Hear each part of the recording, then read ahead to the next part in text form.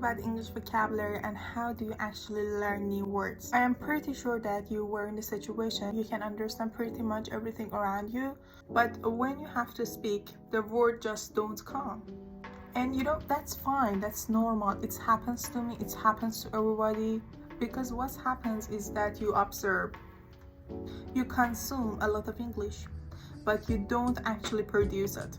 So if you want to add a new words into your vocabulary that you can actually use, here's what you need to do. Get a coffee and take some notes, and let's get started.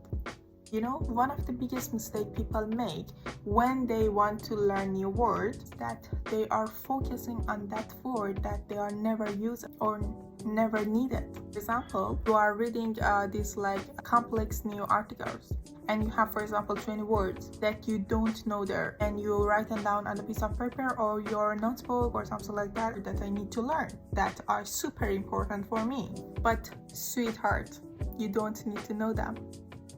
Trust me, you'll never use them. So what you need to do instead is that learn words that you can put in your context, your own life. I would start with synonyms. For example, the words of happy, right? How many synonyms that you can produce for these words? For example, the word of angry. How many synonyms that you can produce for this word? Synonyms are words that they are specific for the certain situation, right? That's why they exist. For example, angry could also be upset, could be agitated, could be annoyed, or something like that. My personal opinion, learn some new synonyms instead of learning new hard vocabulary, as whenever the situation gonna come, you're gonna sound a lot of better because you're gonna have a different option.